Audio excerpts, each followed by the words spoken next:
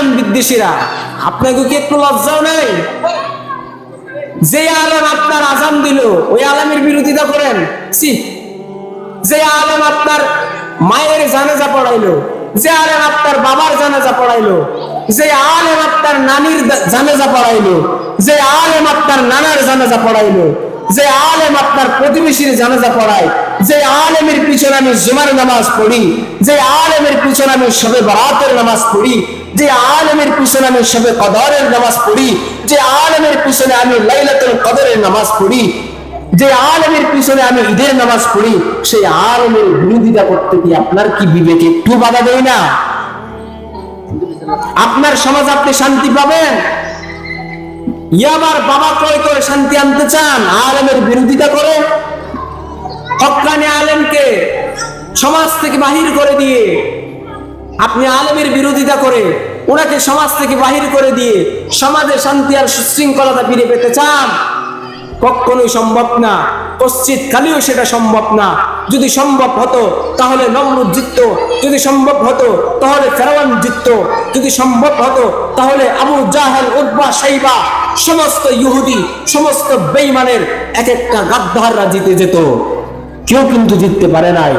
অবশেষে হক্কানীদের বিজয় হয়েছে। কথা ঠিক না বেঠিক?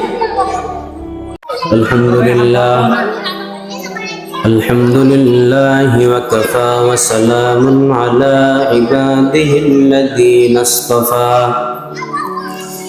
খুসুসান আলা সাইয়্যিদিনা ওয়া সানাদানা ওয়া হাবিবানা وطبيب قلوبنا ومولانا محمدا عبد الله ورسوله أما بعد فأعوذ بالله من الشيطان الرجيم بسم الله الرحمن الرحيم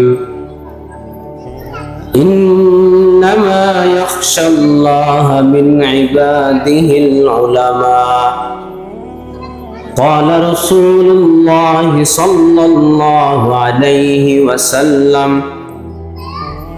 إن العلماء ورثة الأنبياء أو كما قال عليه الصلاة والسلام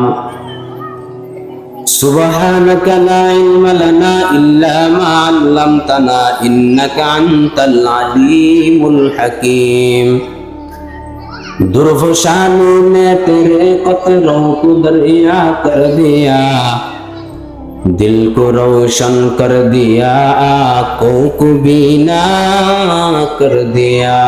ला इलाहा इल्लल्लाह, ला इलाहा इल्लल्लाह।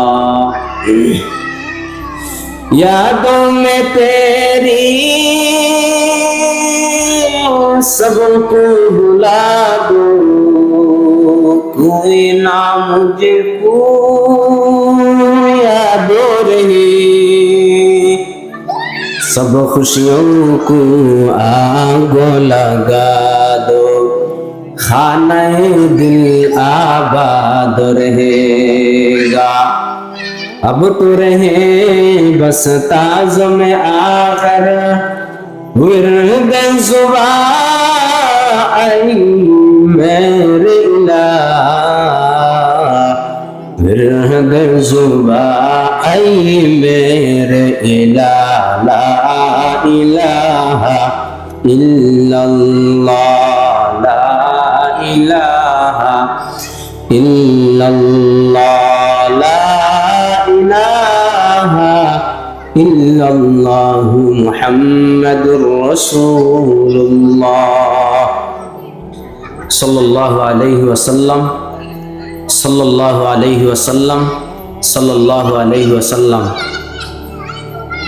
আল্লাহ পাক রব্বুল আলামিনের শাহী দরবারত কালিমাতুশ শুকর আদায় করছি সকলেই মিলে যে মহান রব্বুল আলামিন আমাকে এবং আপনাকে সমাজের বিভিন্ন পেশার বিভিন্ন শ্রেণীর মানুষের থেকে বাছাই করে আল্লাহ এবং আল্লাহ রসুলের মোহাব্বত অন্তরে নিয়ে ইসলামাবাদ জনাব জকির আহমদের বাড়িতে অধ্যক্ষর আয়োজিত আজকের এই মাহফিলের এ অধিবেশনের মুহতারাম ও মুকাররম কাবিল কদর ওয়াজিবুল ইহতারাম মুআজ্জিজ উলামায়ে কেরাম হযরত বিশ্বনবী আকায়ে নামদার তাজদার মদিনা সরকার দু আলম জিদর গোশে আমনা মুকমিল তৌহিদ কহাউল মিলাত সৈয়দুস সকলাইন আফতাব নবুওয়া ফখর মওজুদাত সৈয়দুল মখলুকাত হযরত মুহাম্মদ আরবি জনাব মুহাম্মদ রাসূলুল্লাহ সাল্লাল্লাহু আলাইহি ওয়াসাল্লামের শানে দরুদ ও সালাম পেশ করছি।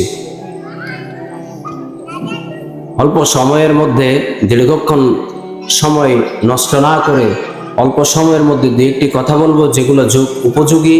বর্তমান সমাজ ব্যবস্থাপনায় যেই কালচার, সেই বিষয়ে আমি কিছু আপনাদের সম্মুখে কথা বলবো। পর্দার অন্তরালে অবস্থানরত মা ও বোনেরা, দোকানপাটে বসে থাকা, রাস্তাঘাটে অযথা আড্ডা দেওয়া সকল মুরব্বী ও জওয়ান ভাইয়েরা আমার কথাগুলো দিল দিয়ে একটু বুঝবেন। মালিক মহান রব্বুল আলামিন যুগে যুগে যে সমস্ত মানুষ সৃষ্টি করেছেন, তার মধ্যে সর্বোত্তম মানুষ হলো তারা যারা নবী, রসুল, পয়গম্বর, এরপর সাহাবী, সাহাবায়ে কেরাম, তাবি, এভাবে আস্তে আস্তে আজ পর্যন্ত যত মুসলমানের নবী থেকে ধরে আলেম পর্যন্ত প্রত্যেকটা মানুষকে তারা আল্লাহর কাছে দামি, তাদেরকে আল্লাহ তাআলা দামি বানিয়েছেন।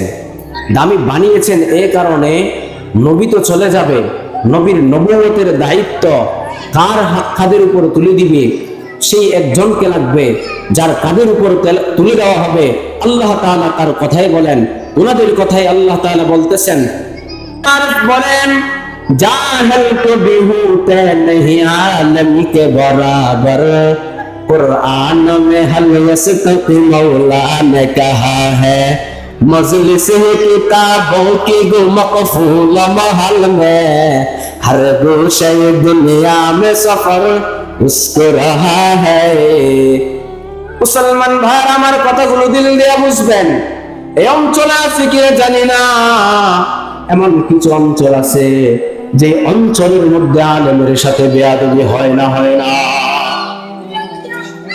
পশ্চিমকালে আলেমের বিরুদ্ধে বেয়াদবি করে এসেছিল।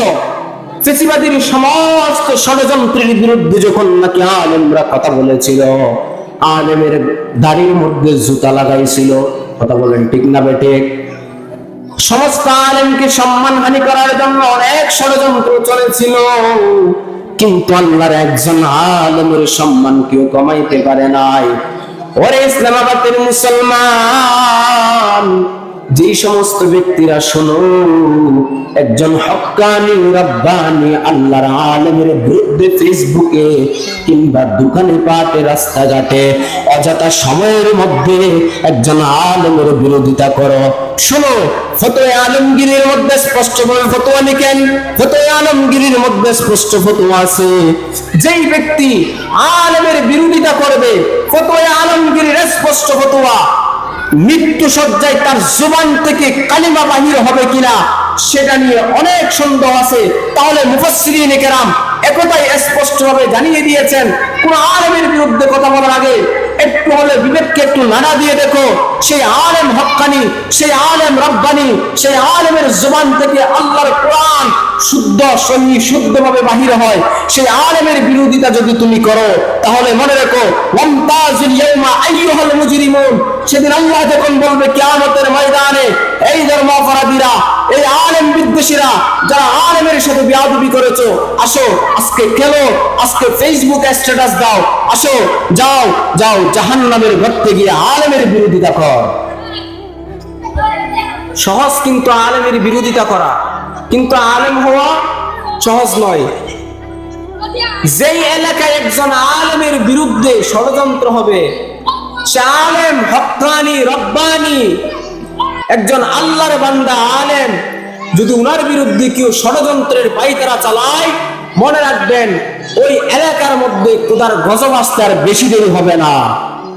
কথা আমার না, কথা আমার আল্লাহ রাব্বুল আলামিন বলেন। কারণ কেননা আল্লাহ ডাইরেক্ট বলেছেন ইন্নামা, সন্দেহ নাই। আল্লাহ কি বলছেন? সন্দেহ আছে? শুধু কি এই কথা বলছেন যে আলেমরা আমি আল্লাহকে সবচেয়ে বেশি ভয় করে, একথাও শুধু আল্লাহ তাআলা কেন্দ্র করে শেষ করেন নাই। আল্লাহ তাআলা বলেন ইন্নামা ইয়াখশাল্লাহা মিন ইবাদিহিল উলামা, আল্লাহর বান্দাদের মধ্য থেকে আমি আল্লাহকে সবচেয়ে বেশি ভয় করে তাদের নাম হলো আলেম উলামা। পয়গম্বর আমার সাল্লাল্লাহু আলাইহি ওয়াসাল্লাম হাদিসের মধ্যে বলেন ইন্নাল উলামা ওয়ারাসাতুল আমবিয়া, উলামায়ে কেরাম হলো নবীগণের ওয়ারিসগণ। সমস্ত নবী চলে গেলেও, সমস্ত নবী যাওয়ার পরে তাদের নবুয়তের দায়িত্ব কার কাঁধের উপর তুলে দিবে? যার কাঁধের উপর তুলে দিবে তার নাম হচ্ছে আলেম, আলেম উলামা। মনে রেখো মুসলমান, তুমি যদি কোন একজন আলেমের বিরুদ্ধে ফেসবুকে স্ট্যাটাস দাও, আমি শাকিল আহমদ বলে যাচ্ছি কাল কিয়ামতের ময়দানে নাই, আজকে থেকে এমন ভাবে দিন গোনা শুরু করো, এমন একটা দিন আসবে যেই দিন তোর মাথাটা গাড়ির চাকার নিচে যাবে। হাজার হাজার প্রমাণ আছে।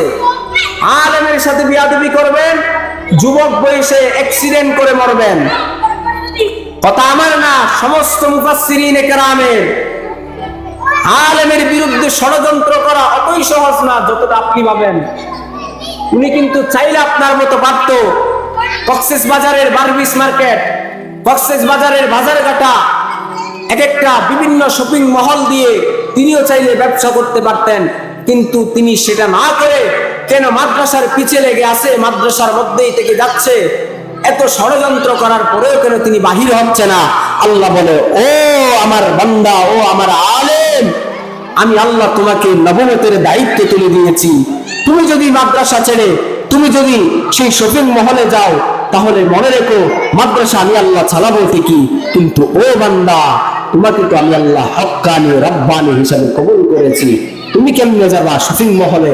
তুমি আমার মাদ্রাসায় থাকো, যেভাবে বলো, যেভাবে ষড়যন্ত্র করো, তোমার কোনো টেনশন করার কোনো সুযোগ নাই, প্রয়োজন নাই, সময় নাই। আমি আল্লাহ সবগুলোর ব্যবস্থা করব। আপনি যদি আলেমের সাথে বিয়াদবি করেন, মনে রাখবেন উনি আপনার কোনো ক্ষতি করতেছে না। আপনি মনে মনে ভাবতেছেন যে হুজুরের বিরুদ্ধে এত কথা বললাম, কোনোদিন তো একটা শাস্তি পাইলাম না, ওই আল্লাহ তো বললো শাস্তি দিবে। উনি যদি না দেয়, আল্লাহ এমন ভাবে শাস্তি দিবে, জিনদের মাধ্যমে আপনাকে আল্লাহ তাআলা দুনিয়ার মধ্যে আযাব দিয়ে দিবে, এমন শাস্তি দিবে। বিয়াদবি করেন না ভাই। একজন আলেম হয়তো সহজ নয় যতটা আপনি ভাবেন। গিয়া দেখেন না রাতের 3:30 বাজে আপনি উঠতে পারেন কিনা, গিয়া দেখেন না সারা দিন সেই ফজরের নামাজ থেকে ধরে রাতের 10:30 পর্যন্ত আপনার পক্ষে সম্ভব হয় কিনা। পড়ালেখা করতে করতে সকাল বেলা থেকে দুপুর পর্যন্ত পড়ালেখা, দুপুর বেলা থেকে আসর পর্যন্ত পড়ালেখা, মাগরিবের পর থেকে এশার ওয়াক্ত পর্যন্ত পড়ালেখা, এশারের পর থেকে রাতের 10:30 এবং 11টা পর্যন্ত পড়ালেখা। গিয়ে দেখেন না পারবেন কিনা। আপনি সারাদিন যদি একটু ঘোরাঘুরি করেন, সন্ধ্যাবেলা আপনি ক্লান্ত হয়ে যান, কিন্তু আল্লাহর বান্দা আলেমরা তো কখনো ক্লান্ত হয় না। তাহলে কিভাবে আপনার আকল বলে, কিভাবে আপনার বিবেক বলে একজন আলেমের বিরোধিতা করতে? আপনার কি একটু লজ্জা লাগে না? এই আলেম বিদ্বেষীরা, আপনাকে কি একটু লজ্জাও নাই? যে আলেম আপনার আজান দিল, ওই আলেমের বিরোধিতা করেন? যে আলেম আপনার মায়ের জানাজা পড়াইলো, যে আলেম আপনার বাবার জানাজা পড়াইলো, যে আলেম আপনার নানির জানাজা পড়াইলো, যে আলেম আপনার নানার জানাজা পড়াইলো, যে আলেম আপনার প্রতিবেশীর জানাজা পড়ায়, যে আলেমের পিছনে আমি জুমার নামাজ পড়ি, যে আলেমের পিছনে আমি শবে বরাতের নামাজ পড়ি, যে আলেমের পিছনে আমি শবে কদরের নামাজ পড়ি, যে আলেমের পিছনে আমি লাইলাতুল কদরের নামাজ পড়ি, যে আলেমের পিছনে আমি ঈদের নামাজ পড়ি, সেই আলেমের বিরোধিতা করতে কি আপনার কি বিবেকে একটু বাধা দেয় না? আপনার সমাজ আপনি শান্তি পাবেন? ইয়াবার বাবা ক্রয় করে শান্তি আনতে চান? আলেমের বিরোধিতা করে হক্কানি আলেমকে সমাজ থেকে বাহির করে দিয়ে, আপনি আলেমের বিরোধিতা করে ওনাকে সমাজ থেকে বাহির করে দিয়ে সমাজে শান্তি আর সুশৃঙ্খলতা ফিরে পেতে চান? কখনোই সম্ভব না, কশ্চিৎ কালেও সেটা সম্ভব না। যদি সম্ভব হতো তাহলে নমরুদ জিতত, যদি সম্ভব হতো তাহলে ফেরাউন জিতত, যদি সম্ভব হতো তাহলে আবু জাহেল, উতবা, শাইবা, সমস্ত ইহুদি, সমস্ত বেঈমানের এক একটা গাদ্দাররা জিতে যেত। কেউ কিন্তু জিততে পারে নাই। অবশেষে হক্কানীদের বিজয় হয়েছে। কথা ঠিক না বেটি? আল্লাহর আলেমের বিরোধিতা করিয়েন না। আল্লাহ তাআলা বলেন, ইহদিনাস সিরাতাল মুস্তাকিম, সিরাতে মুস্তাকিম, অর্থাৎ জান্নাতে যাওয়ার সহজ পথ যদি আপনি পেতে চান, এই কথার মধ্যে আল্লাহ বলেন, ইন্নামা ইয়াখশাল্লাহ মিন ইবাদিহিল উলামা, আমি আল্লাহর বান্দাদের মধ্য থেকে, এটা তো কোনো সন্দেহ নাই, আমি আল্লাহর বান্দাদের মধ্য থেকে আমি আল্লাহকে সবচেয়ে বেশি ভয় করে তারা হচ্ছে আলেম উলামা। তাহলে আল্লাহ বলেন, যদি তুমি সিরাতে মুস্তাকিম তথা জান্নাতে যাবার সহজ পথ যদি বান্দা তুমি পেতে চাও, তাহলে হক্কানি রাব্বানি আলেমের সুহবতে যাও। বিরোধিতা করিও না, ধ্বংস হয়ে যাবা, আগুনে পোড়া ছাড়া ধ্বংস হয়ে যাবা। এমন ধ্বংস হবা, মানুষও তোমার মুখ দেখাইতে পারবা না। কেমনে পারো একজন আলেমের বিরোধিতা করতে? কিভাবে মন চায় ফেসবুকের মধ্যে একজন আলেমের ছবি সহ, তার ডকুমেন্ট সহ কিভাবে একজন হক্কানি আলেমের বিরুদ্ধে বিরোধিতা করতে মন চায়? তোর কি বেটা লজ্জাও নাই? তোর মা বাবা কি তোর এই শিক্ষা দিছিল যে আলেমের বিরোধিতা করতে? তোর কি বাতে কোলায় না হক্কানি আলেমের বিরোধিতা করো? যদি তুমি একজন আলেমের বিরোধিতা করো, সে আলেম যদি চুপ থাকে, ওয়াল্লাহি আল্লাহর কসম, সে আলেম চুপ থাকতে পারে, খোদার কসম আমি তার ছাত্র হিসাবে আমি জীবনে চুপ থাকতে পারবো না। যথাসম্ভব আমার জীবনের বিনিময় সেই কোরআনগারদের বিরুদ্ধে আমি প্রতিবাদ করেই যাব ইনশাআল্লাহ। তুমি যদি একজন আলেমের বিরুদ্ধে, আমার উস্তাদের বিরুদ্ধে যদি তুমি ষড়যন্ত্রে লিপ্ত হও, তার বিরুদ্ধে যদি একের পর এক ফেসবুকে, সমাজে, দোকানে পাটে, রাস্তাঘাটে বিভিন্ন ধরনের ষড়যন্ত্র চালাও, আমি শাকির আহমদ ওয়াদা দিয়ে যাচ্ছি, তুমি হাজার ষড়যন্ত্র চালাইতে পারো, আর আমি শাকির আহমদ তৈরি আছি ইনশাআল্লাহ। মুফতি ফয়জুল্লাহ রহমতুল্লাহি আলাইহি, মুফতি আজম, সারা বাংলাদেশের, দক্ষিণ পূর্ব এশিয়ার মুফতি আজম আল্লামা মুফতি ফয়জুল্লাহ রহমতুল্লাহি আলাইহি, ওনার দুইজন ছাত্র, একজন হচ্ছেন চকরিয়ার খতিবে আজম হযরত সিদ্দিক আহমদ রহমতুল্লাহি আলাইহি, আরেকজন হচ্ছে তিনি অন্য ঘরানার, তার নাম হচ্ছে শেরে বাংলা আজিজুল হক। নাম কি? শেরে বাংলা আজিজুল হক।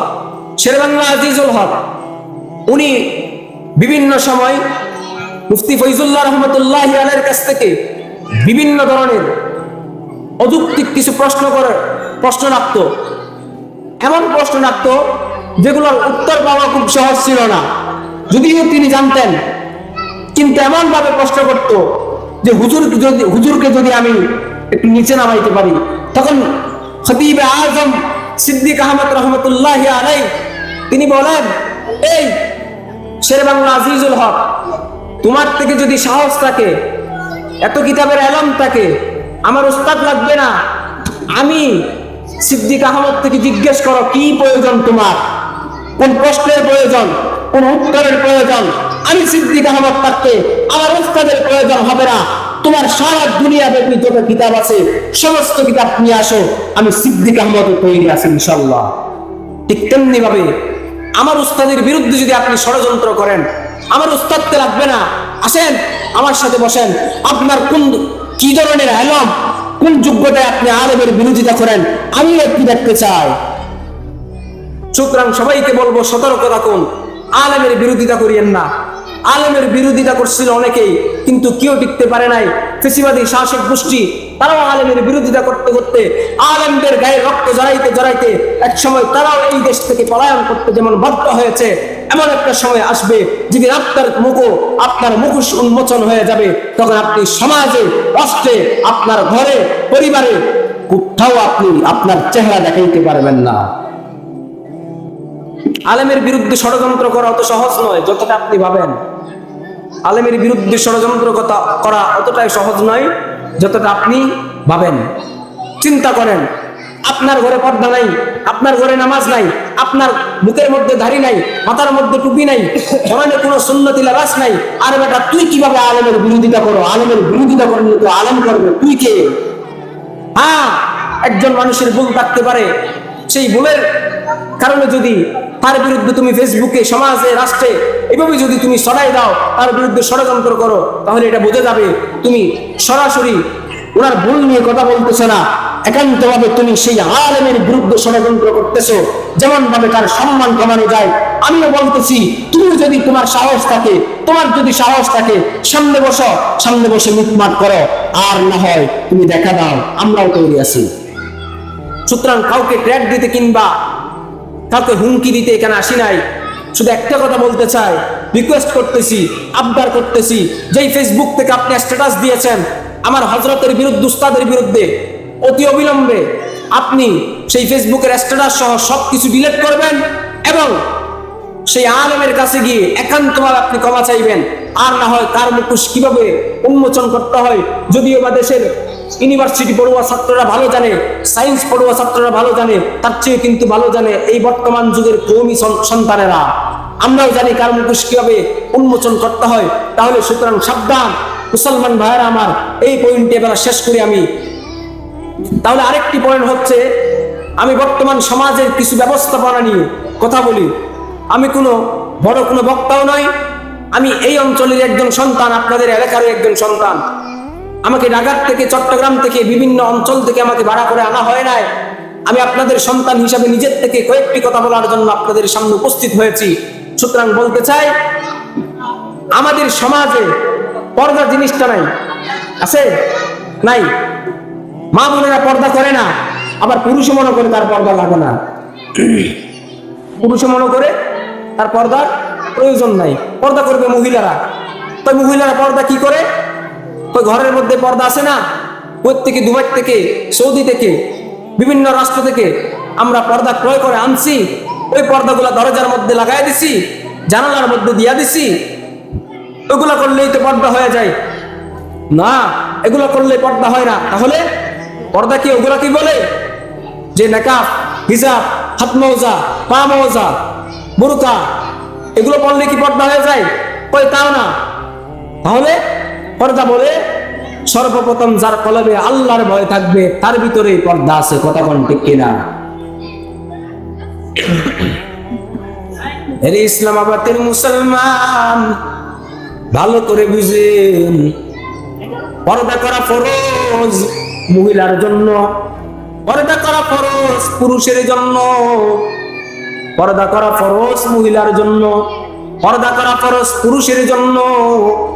আপনার জন্য যেমন পর্দা করা ফরজ, আপনার ঘরের জন্য তেমন পর্দা করা ফরজ। ও মুসলমান ভাইয়ের আমার, ভালো করে বুঝবেন কথাগুলা। আল্লাহর বান্দারা ভালো করে বুঝেন, যেই ঘরের মধ্যে পর্দা নাই, যেই ঘরের মধ্যে অবাধ মিলামেশা, আপনার মেয়ে কি করতেছে আপনার জানা নাই, আপনার সন্তান কি করতেছে আপনার জানা নাই, এগুলা কি আপনি পর্দা মনে করেন? একটা বাহির থেকে মানুষ গেল অথবা একজন হুজুর গেল, আপনি ঘরের মধ্যে দরজায় যে একটা পর্দা আছে ওই পর্দাটা টাঙ্গিয়ে দিলেন, তাহলে কি পর্দা সমাপ্ত হয়ে গেল? আল্লাহর কসম, না না না, এটা তো পর্দা সমাপ্ত হয় নাই, এটা তো সামান্য মাত্র ডেকে রাখা হয়েছে। তাকে ঘরের মধ্যে যারা আছে তাদেরকে ডেকে রাখা হয়েছে, যাতে তাদেরকে কোনো বেগারা পুরুষ দেখতে না পারে। তাহলে মুসলমান ভাইয়ার আমার, কথাগুলো দিল দিয়া বুঝবেন। আল্লাহর ভয় কলবের মধ্যে, তার মানে কি? আল্লাহর আরেফ বলেন, হারকে তার সাদা আজহাকু তাকওয়া গুজি, হারকে তার সাদা আজহাকু তাকওয়া গুজি, तरसदा जुवैजीन इंसा हर के दीप तरसदा जुवैजीन इंसा हर के दीप। যেই ব্যক্তির কলবে আল্লাহর ভয় আছে তাকে সারা দুনিয়ার মানুষ বই করে, যে আল্লাহকে বই করে, জিন মখলুকাত সমস্ত মানুষ সমস্ত দুনিয়া সে আল্লাহর বান্দাকে বই করে। তাহলে সুতরাং আমাদের কলবে আল্লাহর ভয় লাগবে। আমার কলবে যদি আল্লাহর ভয় আসে আমি কখনো সুদ খাইতে পারবো না। আমার কলবে যদি আল্লাহর ভয় আসে আমি কখনো ইয়াবার ব্যবসা করতে পারবো না। আমার কলবে যদি আল্লাহর ভয় আসে আমি কখনো চাঁদাবাজি করতে পারবো না। আমার কলবে যদি আল্লাহর ভয় আসে আমি কখনো টেন্ডারবাজি করতে পারবো না। আমার কলবে যদি আল্লাহর ভয় আসে আমি কখনো সন্ত্রাসদেরকে জায়গা দিতে পারবো না, আশ্রয় দিতে পারবো না। আমার কলবে যদি আল্লাহর ভয় আসে তাহলে মনে রেখো আমি কখনো কোনো মানুষের হক নষ্ট করতে পারবো না। সুতরাং এটাই সত্য, আপনার কলবে আল্লাহর ভয় নাই, আপনার কলবে আল্লাহর ভয় নাই বিদায় আপনি চাঁদাবাজি, টেন্ডারবাজি, সুদখোর, সুবলখোর, আপনি যত অপকর্ম আছেন সব অপকর্মের সাথে আপনি জড়িত। যুবক ভাই, ইসলামাবাদের সমস্ত মুসলমান ভাইয়েরা আমার, আপনারা কি একথা বলতে পারবেন এই ইসলামাবাদে কি এমন একটা যুবক পাওয়া যাবে যেই যুবকটা বলতে পারবে যে আমার এমন একটা আমল আছে যেটা দেখি আমি আল্লাহর কাছে পার পেয়ে যাব, আমি জান্নাত পাবো? কেউ দেখাইতে পারবেন? কোন মুরব্বী দেখাইতে পারবেন? কেউ তো দেখাইতে পারবেন না। ওই হুজুর আমি নামাজ পড়ি, এটা দিয়ে যাওয়া যাবে? আমি বলবো আপনি তো শুধু খান। ওই হুজুর আমি নামাজ পড়ি, এটা নিয়ে যাইতে পারবো? তা আমি বলবো আপনি তো ইয়াবার ব্যবসা করেন। ওই হুজুর আমি নামাজ পড়ি, আমি রোজা রাখি, আমি হজ করি, আমি সব ইবাদতের মধ্যে সেরা। তা আমি বলবো আপনি তো সুবলখোরগিরি করেন, দোকানে বসেন, মানুষের বিরুদ্ধে বিভিন্ন ধরনের গীবত করেন। তে আপনার এই ইবাদতের কি দাম রইল? মুসলমান ভাইরা আমার, সারা বিশ্ব নন্দিত একজন ইমামে আজম, একজন ইমামে আজম, ওনার নাম হচ্ছেন নুমান ইবনে সাবিত, ইমামে আজম আবু হানিফা রাহমাতুল্লাহি আলাইহি। ওনার কাছে একজন ব্যক্তি গেল, গিয়ে বলতেছে হুজুর আপনার বিরুদ্ধে দোকানে বসে একজন ভাই গীবত করতেছে। তখন ইমামে আজম আবু হানিফা রাহমাতুল্লাহি আলাইহি ওনার কথা শুনে বললেন, ভাই আমাকে বলার কোনো প্রয়োজন নাই, যা করেছি আলহামদুলিল্লাহ। সন্ধ্যাবেলা হয়ে গেল। সন্ধ্যাবেলা হয়ে যাওয়ার পরে ইমামে আজম আবু হানিফা রাহমাতুল্লাহি আলাইহি, ওই যে ইমামে আজমের গীবত করছিল যে ব্যক্তি, সন্ধ্যাবেলায় ওনার ঘরের মধ্যে গেলেন। ঘরের মধ্যে গিয়ে টুকা দিচ্ছেন, বলতেছেন ঘরের ভিতর থেকে আওয়াজ আসতেছে, বলেছে কে আমার ঘরের মধ্যে দরজায় টুকা দিচ্ছ?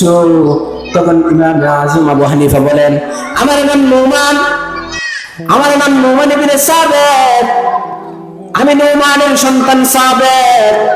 আমাকে সবাই ইমামে আজম আবু হানিফা বলে ডাকে, আমাকে সবাই ইমাম বলে ডাকে, আমি ইমামে আজম আবু হানিফা। আপনার ঘরের মধ্যে আসলাম। তখন এই ব্যক্তি বলল, হুজুর আপনি কিভাবে আমার ঘরে? ইমামে আজম আবু হানিফা রাহমাতুল্লাহি আলাইহি বলেন, ও ভাই শোনো, শুধু এখানেই শেষ না। ইমামে আজম আবু হানিফা রাহমাতুল্লাহি আলাইহি যখন উনার ঘরের মধ্যে গেল, তখন যাওয়ার পরে উনার ঘরের মধ্যে যাওয়ার আগে বাজার থেকে কিছু মিষ্টি, কিছু ফল এগুলো ক্রয় করে উনার বাসায় গেলেন। উনার বাসায় যাওয়ার পরে যখন উনি দেখতে পেলেন হাতের মধ্যে মিষ্টি আর ফল নাস্তা, তখন ইমামে আজম আবু হানিফা রাহমাতুল্লাহি আলাইহি ওই ব্যক্তি বলতেছেন, হুজুর আপনার হাতে মিষ্টি কেন? আপনার হাতে ফল কেন? আপনার হাতে এত নাস্তা কেন? বলতেছে, ভাই তুমি আমার আপন ভাই, আমার আপন ভাই আমার জন্য অতটুকু উপকার করতে পারে নাই, আমার আপন মা আমার জন্য অতটুকু উপকার করতে পারে নাই, আমার আপন জন্মদাতা বাবা আমার জন্য এতটুকু উপকার করতে পারে নাই, যতটুকু উপকার আজকে তুমি করলা। বলে যে কিভাবে? আজকে যে তুমি আমার গীবত করলা, তুমি আমার গীবত করার কারণে আমার পূর্বের সমস্ত গুনাহ আল্লাহ তাআলা মাফ করে দিয়েছেন। সুবহানাল্লাহ। আল্লাহ তাআলা আমি ইমাম আযম আবু হানিফার পূর্বের সমস্ত গুনাহ মাফ করে দিয়েছেন। আমার সমস্ত গুনাহ এগুলা তোমার কাছে গিয়েছে। আর তুমি যেই সমস্ত নেক কাজ করেছো, ভালো কাজ করেছো, নামাজ পড়েছো, রোজা রেখেছো, তুমি যেই সমস্ত ইবাদত করেছো, সমস্ত ইবাদতের সওয়াব আমার আল্লাহ আমাকে দিয়ে দিলেন।